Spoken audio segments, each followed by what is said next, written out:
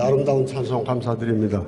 눈물의 참회로, 이게 제목 자체가 상당히 깊은 내용을 가지고 있는 것 같은데 아주 아름다운 음악 감사드립니다. 제가 설교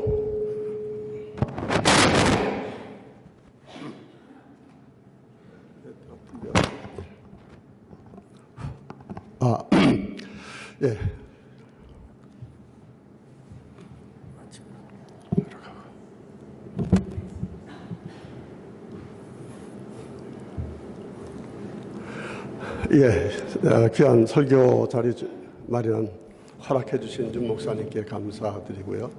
제가 설교한다니까 우리 집사람 요번에도 어렵게 하고 길게 하면 쫓아내겠다 그래서 제가 지금 녹음을 하고 있습니다.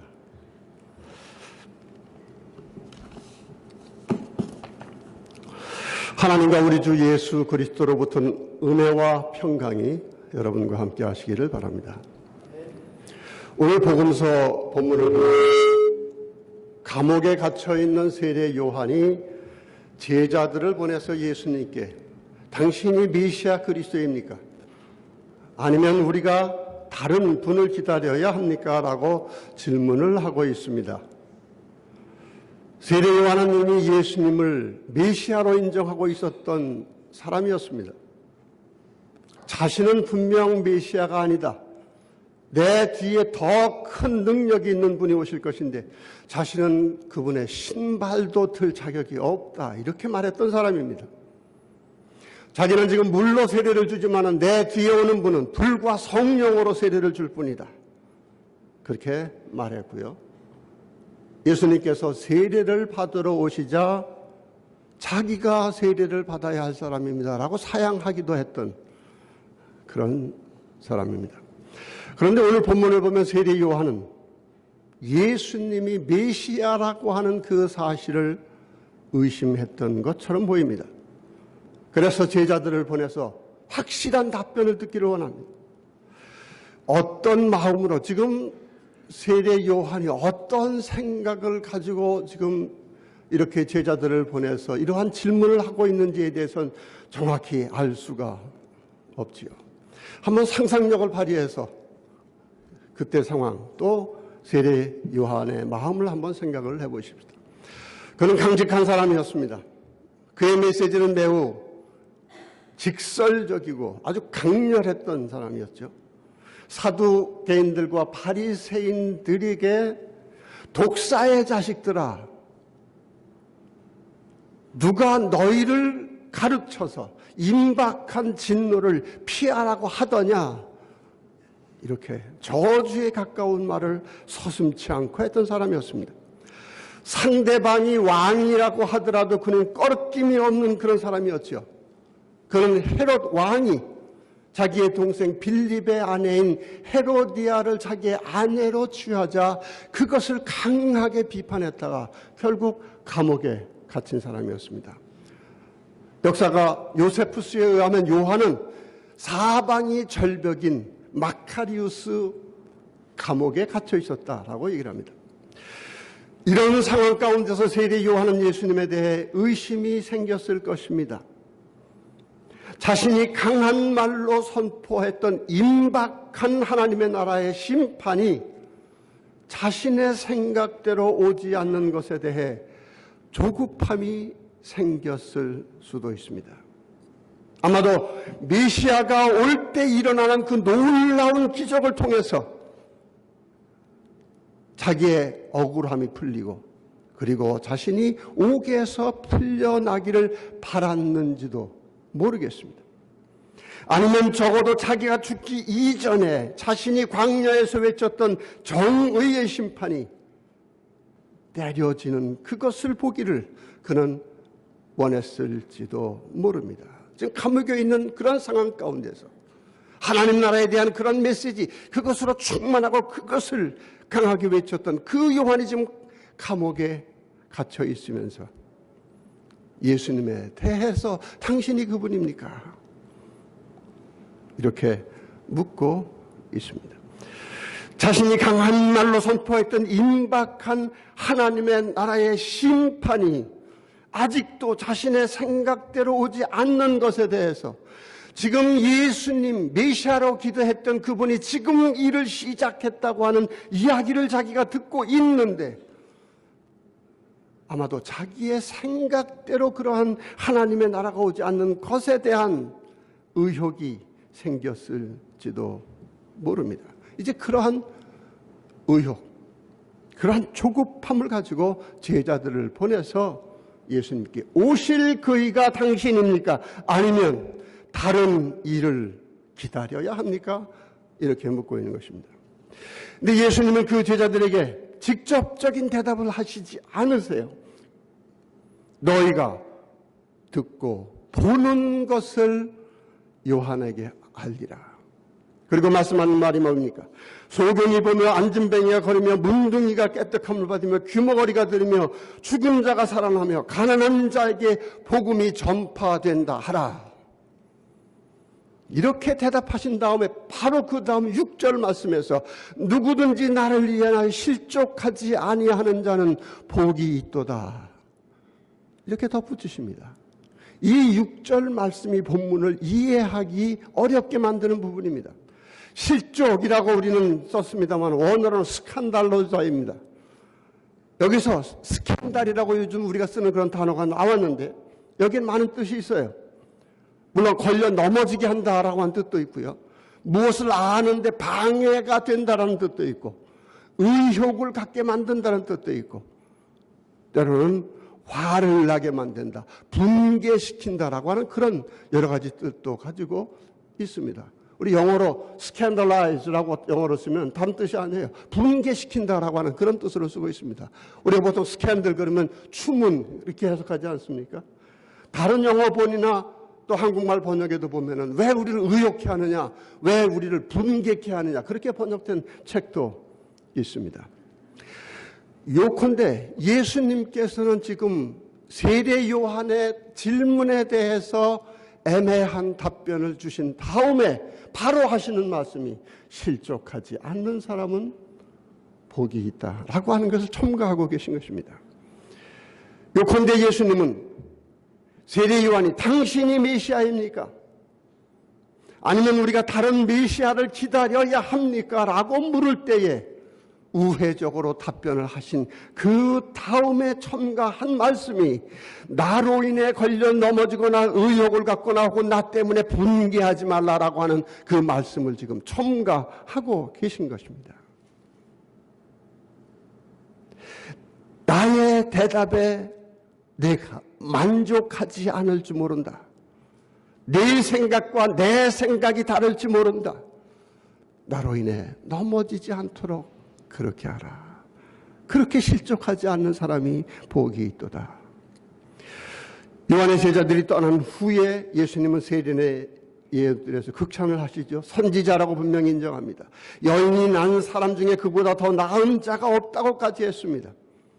그런데 실족하지 말라라고 하는 그런 말씀, 나로 인해 넘어지지 말라, 나에게 분개하는 그런 마음을 갖지 말라, 이러한 말로서 세례 요한의 기대와는 예수님의 메시아됨, 이것을 지금 구분하고 있다고 하는 것을 본문은 말씀해 주고 있는 것입니다.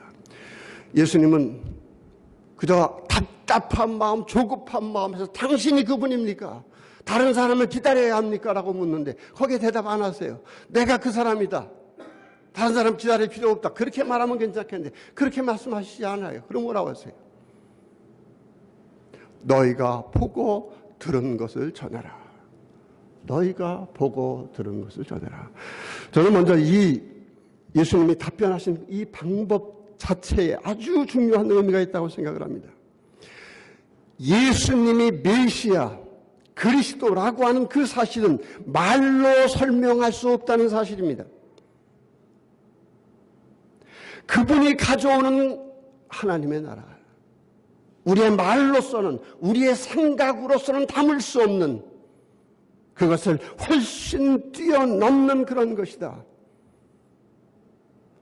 세례 요한과 같은 선지자에게도 이러저러한 그러한 설명을 가지고 네가 지금 심판의 의라고 하는 걸 가지고 하나님의 나라에 대해서 선포를 했는데 네가 가지고 있는 그 생각 가지고 그러한 말로서 내가 거기에 대응하는 그것으로 나는 하나님의 나라를 설명할 수 없다라고 하는 그 부분을 예수님은 말씀을 하고 있는 것입니다. 그 당시 하나님 나라라고 하는 이 말은 모든 계층, 모든 사람들의 관심거리였고 화두였습니다. 바리새인들, 사두개인들과 같은 지도자들은 물론이고 일반 모든 사람들도 그저 언제나 하나님에 대한 그러한 생각을 가지고 있었고 그러한 기대를 가지고 있었고 그 끝에 바로 메시아는 히브리어고 그것을 번역한 게 그리스도 아닙니까? 기름 부은 자라고 하는 뜻인데 종말에 나타나서 이 세상을 변화시킬 그런 분이라는 뜻입니다. 그분이 와야 되는데 그분이 와서 하나님 나라를 이루어야 하는데 이것이 일상 사람들에 대한 생각이었어요. 세례 요한도 회개하라. 하나님 나라가 가까웠다 선포했습니다. 예수님의 모든 메시지도 하나님 나라의 선포에 초점이 맞춰져 있습니다. 그러나 예수님이 하나님 나라가 무엇이다라고 정의해 본 적이 없습니다. 예수님의 말씀 가운데 많은 부분이 바로 비유로 차지하고 있는데 그 비유로 설명한 것 어려운 얘기들이 아니었어요. 종교적인 철학적인 용어가 아니었습니다.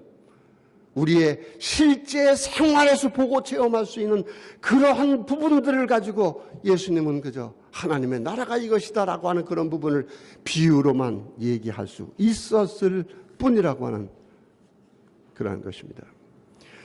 예수님의 하나님의 나라에 대한 설명, 예수님이 그 하나님의 나라를 가져오는 메시아됨, 그건 말로서 관념으로 생각으로 이것으로 제한될 수 없는 것이라고 하는 그런 부분 예수님 생애 곳곳에 나타나 있습니다.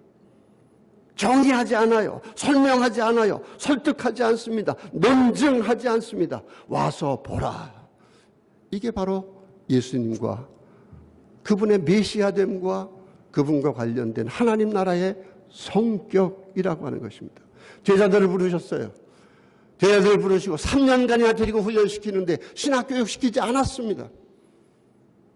그분이 생활하는 그 모습 함께 너희들 체험해라. 내가 하고 있는 이 행동 보아라, 목격해라, 체험해라, 증거하라. 이게 그분의 성격이었죠. 현대 철학과 신학에 있어서 중요한 주제 하나가 바로 언어라고 하는 것이었습니다. 그들의 작업은 사실 간단한 것이었어요. 생각이 곧 말이고 말이 곧 생각이다. 우리는 대세 생각이 먼저고 말이 먼저라고 생각하지 않습니까? 뒤라고 하지 않습니까? 그러나 말 자체에 대한 것이 없으면 생각조차 못한다고 하는 것이 그 사람들 생각이에요. 말, 이게 전부다. 그런데 오늘날 문제는 사람들마다 사용하는 말들이 복잡하고 분명하지 않다는 겁니다. 똑같은 단어를 쓰면서도 서로 소통이 되지 않고 말들이 서로 어긋나고 있는 바로 그런 점 때문에 개인적으로, 윤리적으로, 사회적으로 문제가 일어나고 있다. 그들의 구원은 간단합니다. 우리가 사용하는 말을 분명하게 하자. 확실한 말만 하자. 확실하지 않은 것은 말하지 말자. 바로 이런 것 가지고 언어를 분석한 작업을 하는 사람들이 바로 그러한 사람들이었습니다. 이 분야에서 대표적인 사람이 아마 여러분 들어봤겠습니다. 비트겐슈타인이라고 하는 사람이 나중에 말년에 그분이 이런 유명한 말을 했어요. 생각하지 말고 봐라 그랬습니다. 생각하지 말고 봐라. 지금 우리는 같은 교회에서 같은 신앙 고백을 하고 있습니다. 같은 기독교적인 단어를 사용하고 있습니다. 그러나 과연 우리는 같은 서로 이해되는 공유되는 그러한 말을 사용하고 있습니까? 여러분에게 그리스도란 어떤 의미이고 하나님 나라는 무엇이고 신앙이란 무엇이고 구원이라고 하는 그런 말은 여러분 무엇을 뜻하고 있습니까? 물론 좀 더 깊고 건전한 신앙을 키우기 위해서 우리는 공부해야 하지요. 그러나 근본적으로 하나님, 이걸 어찌 말로 설명합니까? 하나님 나라, 메시아, 이걸 어찌 우리의 말로서, 우리의 개념으로서, 우리의 생각을 가지고 내가 그것을 파악했다고 말할 수 있고 그것을 어떻게 남에게 말할 수 있습니까? 하나님 나라 메시아됨, 그분은 우리가 만나고 체험하고 보는 것, 다시 설명될 수 없는 것이라고 하는 아주 기본적인 진리를 말씀하고 있습니다. 사람이니까 교회 안에서도 싸움이 있을 수 있지요. 그런데 문제는요, 교회 안에서 일어나는 싸움은 해결이 어렵다고 하는 얘기입니다. 우리 한국교회 얼마나 많은 싸움이 있는지 몰라요. 세상 사람들은 아무리 심하게 싸워도 막걸리 한 잔이면 해결될 수 있는데 교회 다니는 사람들은 한 번 싸웠다고 하면 죽을 때까지 간답니다. 왜 그렇습니까? 그들의 언어에 하나님이라고 하는 단어가 있기 때문에 그래요. 그 하나님이라고 하는 그 말 속에, 이 엄청난 그물 속에 자기의 언어, 자기의 사고, 이걸 담고 있다고 하는 이것 때문에 이 교회에서 일어나는 싸움은 결코 해결이 되기가 어렵다고 하는 것입니다. 당신이 메시아입니까? 다른 사람 기다려야 합니까? 지금 조급한 마음으로 기다리는 세례 요한에게 말합니다. 지금 일어나고 있는 일들을 보라. 그리고 그것을 있는 그대로 전해라. 그러면 그들이 보고 듣는 건 뭡니까? 지금 예수님이 있는 자리에서 그분이 가면 일어나는 그 현상을 봐라. 그 현실을 보라. 소경이 보고 안진뱅이가 걷고 문둥병이 깨끗한 물 얻고 귀머거리가 듣고 죽은 자가 살아나고 가난한 자에게 복음이 전파된다. 이 말씀을 들으면 우리 당연한 듯이 생각하죠. 뭐 새로운 게 뭐가 있냐? 하나님의 아들 그리스도이기 때문에 놀라운 기적들이 일어나는 것 당연하리라 생각합니다. 이러한 기적적인 일들은 메시아가 올 때 일어날 놀라운 현상들이라고 구약에서 이미 예언된 그러한 사실들입니다. 그러나 지금 예수님은 세례 요한에게 초자연적인 그러한 기적의 능력을 드러내면서 자신이 메시아라고 밝히고 있지 않습니다. 그러한 기적들이 메시아 되심을 드러내는 것이라고 한다면 세례 요한이 예수님의 답변으로 실족할 것을 염려하지 않았을 것입니다. 분명 우리가 기다리는 메시아 그리스도는 죽은 자를 살릴 수도 있는 초자연적인 능력을 가진 분입니다. 그러나 그 자체로서 그분이 메시아이 된다고 하는 이게 우리의 생각이고 우리의 언어라고 하는, 메시아라고 하는 우리의 말로서 설명하는 그 한계라는 것입니다. 그 죽은 자까지도 살릴 수 있는 초자연적인 능력을 가지신 바로 그 분으로서 그분은 이 세상에 낮은 자리를 찾으셨고 마지막에는 십자가의 수치와 고난과 죽으심을 당하셨습니다. 이러한 예수님의 메시아 되심을 세례 요한은 이해할 수 없었을 것이고 예수님을 3년이나 쫓아다녔던 자들도 끝까지 이해하지 못했던 바로 그러한 것이고 사실은 지금도 우리가 이해하지 못하는 예수님의 메시아 되심입니다. 예수님의 메시아 되심을 기적에서 찾으려고 하는 것, 이것과 더불어 또 다른 잘못 해석이 있어요. 그게 바로 영적인 해석, 개인적인 해석입니다. 이것은 본문에 나오는 소경, 안진뱅이, 문둥병자, 귀머거리, 죽은 자, 가난한 자 다 영적으로 해석하는 겁니다. 다시 말하면 소경이 보게 되는 것, 문둥병자가 깨끗하는 것, 영적인 의미에서 나같이 영적으로 소경된 사람이 영적으로 눈이 띄어지게 되었다 생각하는 겁니다. 여기서 나오는 가난한 사람이라고 얘기할 때도 이거는 경제적인 의미가 아니다, 영적인 의미다라고 해석을 하는 것입니다. 물론 중요한 해석이에요. 그리고 특별히 나하고 적용할 때 중요한 얘기예요. 소경에게 눈을 뜨게 했는데 나는 지금 시력이 좋은데 이게 나하고 어떻게 적용이 됩니까? 내가 영적으로 소경이다라고 하는 것으로서 그리스도와 나를 연결이 시킵니다. 물론 중요한 겁니다. 내가 영적으로 소경이라고 하는 것을 깨닫는 그것 자체도 중요한 것이고 그런 깨달음 속에서 그리스도를 만나는 것도 사실입니다. 그러나 온 세상 온 구주를 구하러 오신 우리의 메시아 그리스도는 우리의 영혼 속에 머물러 계신 분이 아니고 영적으로 그분이 하는 일을 해석할 수 있는 그런 관념적인 우리의 사고 안에 들어있는 그러한 메시아가 아니라고 하는 바로 그러한 현실입니다. 우리는 메시아 그리스도를 초자연적인 그러한 면에서 생각하거나 혹은 영적으로만 생각할 것이 아니라 우리의 실제 현실에서 보고 체험하고 마음속에 와 닿을 수 있는 바로 그러한 느낌으로 실질적인 것으로 체험될 수 있어야 한다는 것입니다. 메시아를 기적의 초자연 능력에서 찾을 때, 그리고 소경이 고침받는 일을 영적인 것이라고 해석할 때 그 메시아는 관념적인 것이 되어버리고 말아요. 우리의 생각과 그리고 우리의 언어라고 하는 그 속에 담을 수 있는 그러한 메시아가 되어버리고 더 이상 현실적 체험이 되지 못하는 것입니다. 예수님은 인간이 되어서 이 세상 현실 가운데 오신 분으로서 메시아입니다. 그 현실이 뭡니까? 영적으로 뿐만 아니라 육적으로, 사회적으로 소경인 사람들이 있는 우리의 현실을 말하는 겁니다. 우리의 현실 가운데 지금도 육체적으로, 정신적으로, 사회적으로 소외를 당하고 있는, 고통을 당하는 사람들이 있습니다. 강요된 가난 속에서 인간답게 살지 못하는 사람들이, 그렇지 않은 사람들로 훨씬 많은 게 우리 현실입니다. 우리의 메시아 그리스도는 바로 그러한 사람들을 위해서 그들 가운데 오셔서 그들과 함께 하시고 그들을 치유하시고 그들에게 복을 전하신 것입니다. 요한에게 말씀하신 것도 보라. 요한은 심판의 하나님의 나라를 생각했어요. 자기 말대로 세상이 뒤집어지길 바랬습니다. 벌 받을 사람 뽑고. 그러나 예수님의 그분의 사역은 죽은 자를 살리시는 그 기적의 능력이었지만은 소외된 사람,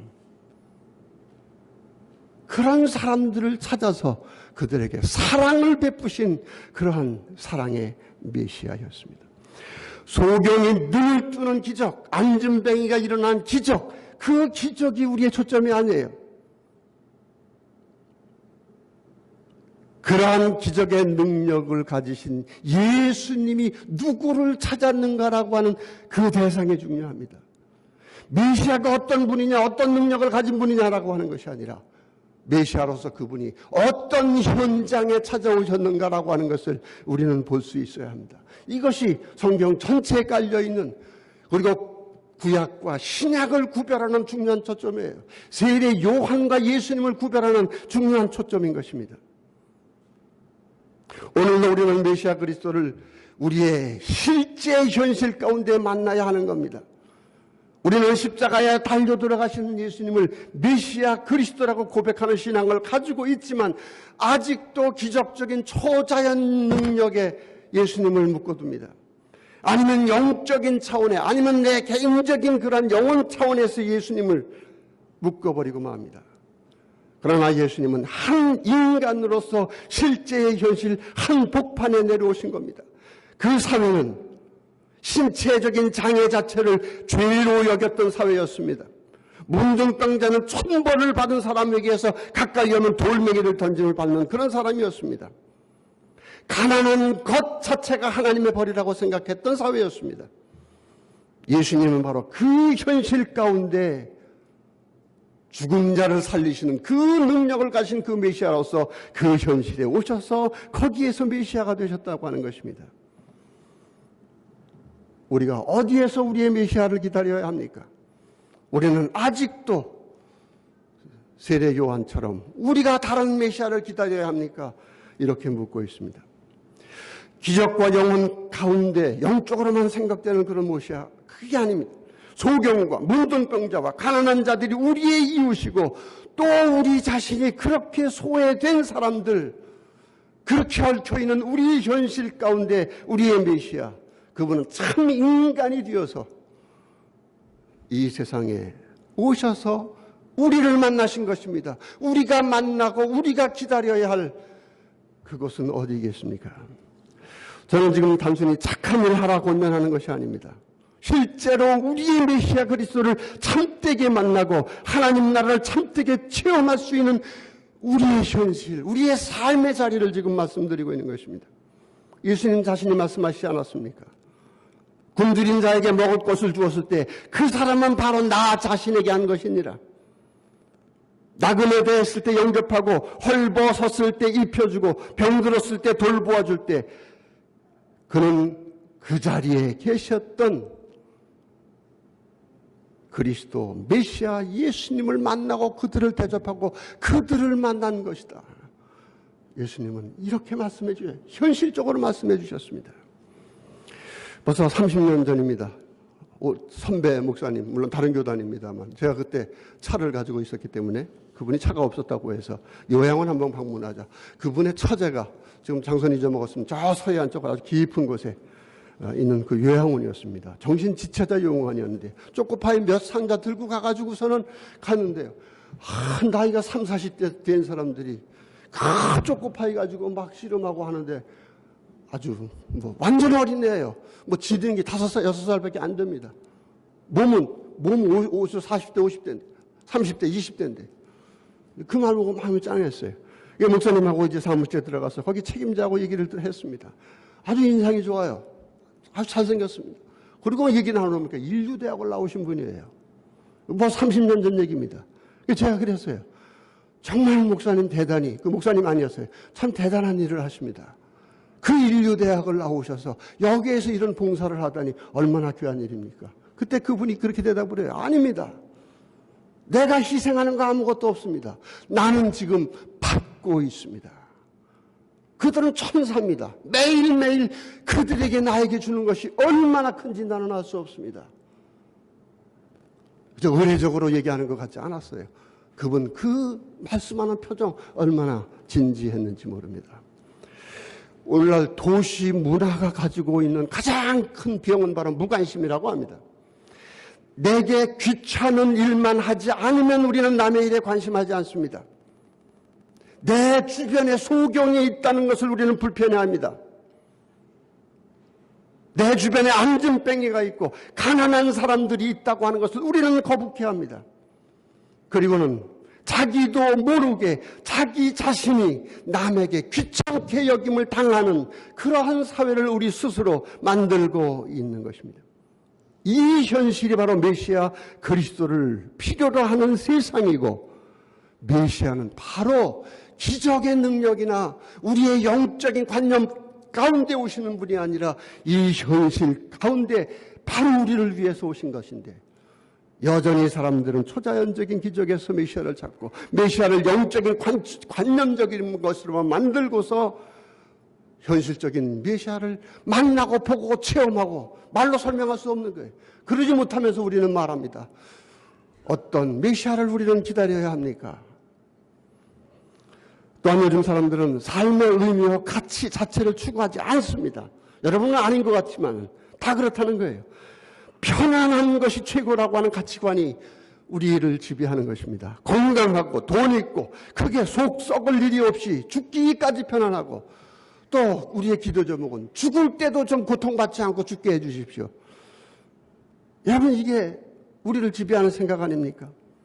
오늘 우리는 모든 과학 문명이 가져다주는 편리함과 편안함 속에 점점 익숙해지고 있고, 매 눈 뜨는 순간마다 첨단의 상품을 팔기 위해서 기가 막힌 말로 우리에게 세뇌시키는 그 광고 속에 빠져들어 있습니다.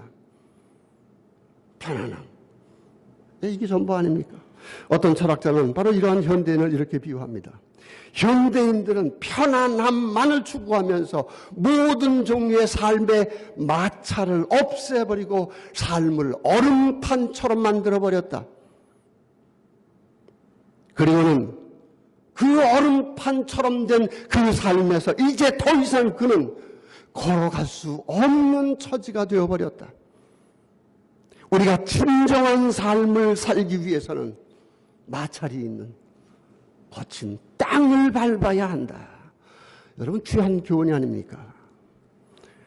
우리의 삶을 얼음판처럼 만들기 위해서 꺼끌거리는 그 모든 것은 참지 않고 다 벗어버리고 얼음판처럼 만들어버렸을 때 그 위에서 우리가 어떻게 걸을 수 있습니까? 모든 종류의 고난이나 귀찮음을 회피하고자 하는 그러한 우리의 생각 가운데서 메시아를 만나자고자 한다고 하면 우리는 참 현실은 거친 땅으로 걸어 나가서 그 현실 가운데서 오신 우리의 메시아 그분을 만나고 체험해야 하는 것입니다. 그 현실에서 메시아는 말씀합니다. 와서 보라. 거기는 소경이 있고요. 문둥병자가 있고요. 거기엔 귀복을 입고 가난한 사람들이 있어요. 바로 그들에게 선포되고 거기에서 일어나는 일들, 우리의 일상적인 그러한 생각, 우리의 말로는 설명이 안 된다는 것입니다. 대림절을 맞고 있습니다. 셋째 주일입니다. 우리의 주님 메시아가 오심을 감사하고 또 기다리고 준비하는 절기입니다. 이번 대림절에는 우리의 참 현실에서 우리의 참 메시아를 만날 수 있기를 바랍니다. 말구현하시고 병자들과 죄인들과 가난한 자들을 만나시고 그들을 위해 십자가를 지신 그분, 그 현실 가운데 오신 그분 앞에서 여전히 우리가 다른 메시아를 기다려야 합니까? 이렇게 묻는 그러한 자리에서 벗어날 수 있는 귀한 대림절이 되기를 바랍니다. 모든 지각 위에 뛰어난 하나님의 평강이 우리 주 예수 그리스도 안에서 여러분의 마음과 생각을 지키시기를 바랍니다. 봉헌영과 함께